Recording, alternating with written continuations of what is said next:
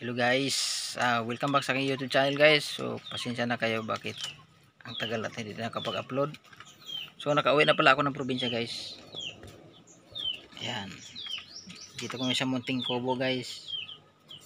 Magluluto kami ng gulay ng papaya. So sa mga nakarelate nito, sa mga kumakain nito, ito nagluluto po kami, nagbabalat po kami guys. So ayan po isa. Okay, antayin nyo mamaya pag naluto na. Wala kasi kaming ulam guys, kaya ito na lang naisip namin na may ulam ngayong tanghalian. Ayan.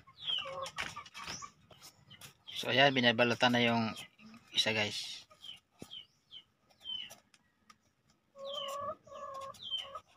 Kasi ang oras ay 10 o'clock na, so parating na yung mga estudyante namin guys. So kailangan na magluto ng kahit gulay lang ng pangulam namin. So mayroon kaming pang sahog dyan mamaya guys, tuyo. At gagataan namin yan guys. Ayan, may niyog kami. Bakit butas na yan mami? May butas pala yung niyog na yan. Papalitan natin yan, baka baho yan. So ayan na guys, so gagataan namin yan guys. So may panggata kami. So sinubukan kong biniyak yung niyog kanina guys. Wala namang hindi naman pala mabaho. Sinakita ko nila may butas may langgam. So okay naman pala. Okay, let's go. Gawa na tayo guys. So ayan guys, no. Ganito lang yung pag ng papaya guys. Mano-mano na paggawa. Pag chopin siya, tapos iiwain yan guys na maliliit. So ganyan lang po yung pag guys. Hop. So ganyan na siya guys. Ganyan yung resulta. Yan.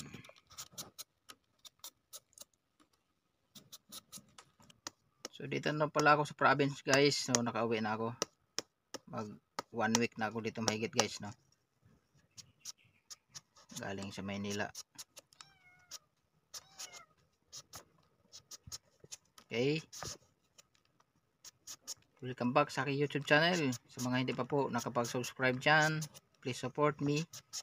So, subscribe para lagi po kayong updated sa ating pang mga susunod na i-upload.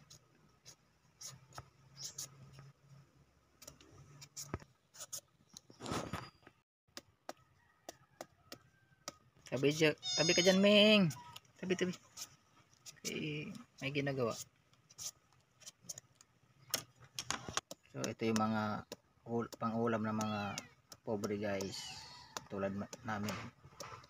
So yan. Namin guys na mahirap. So sa mga nakarelate po dito, subscribe guys for support.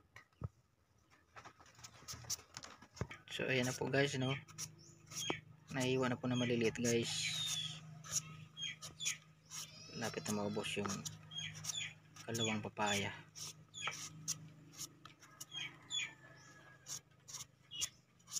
So shout out po sa lahat ng mga nakarelate ito.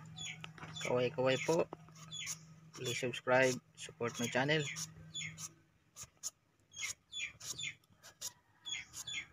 So ayan na lahat guys. Ayan. Papaya. Sa mga mahilig lang po kumain ito. Sa hindi po maarte, shout out. Magkayo na tayo guys ng niyog panggata. Makulit Ming, dyan ka lang.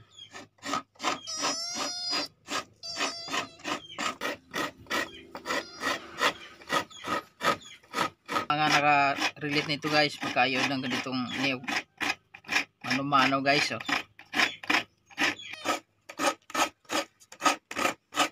So bago to matapos, papawisan muna tayo dito. So ito po yung lahat na ingredients natin guys. Ayan, may pangsahog po tayo guys, dilis. Ayan. So ang ganda ng pagkatuyo guys, oh. Saka di maalat. So meron po tayong sibuyas dahon,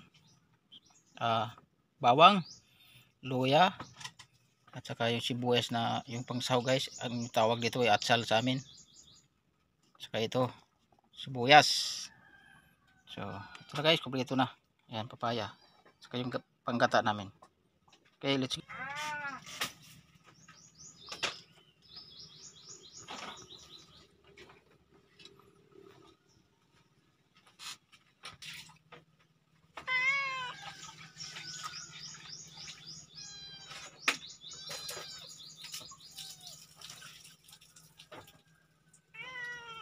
Kami guys, apoy. Painitin mo namin yung kawali.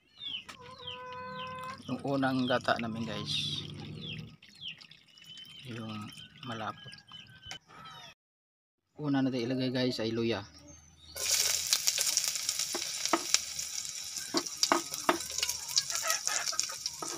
So, ano natin, yung mag brown na.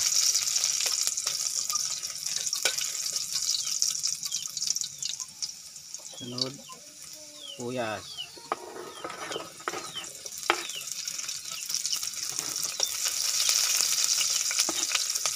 Okay.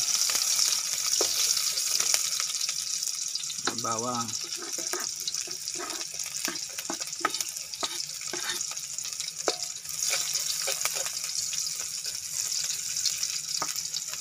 Ini ko no, uli na to. Okay. Ito yung papaya natin guys. Pwede na guys.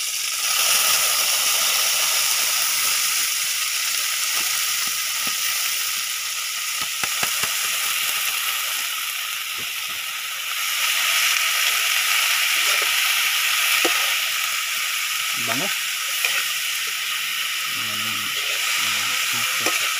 Bawang sa kain.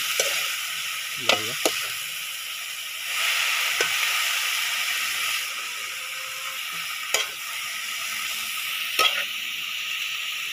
Maya guys, so ilagay natin yung ano, balilutuin mo natin ng konti. Mamaya natin lagyan ng sabaw. Ano, natin sabaw. After a few minutes, ilagay na natin yung tinggata. Yan. At pakuluin natin guys hanggang lumambot yung papaya. Pakuluan lang natin ng ilang minuto guys at ilagay natin yung dilis para maano yung ano niya, lasa.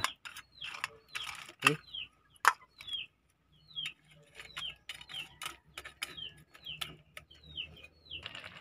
Ilagay na natin guys yung pangalawang gata natin. Okay. At sabay na natin yung ating mga iba pang rekado.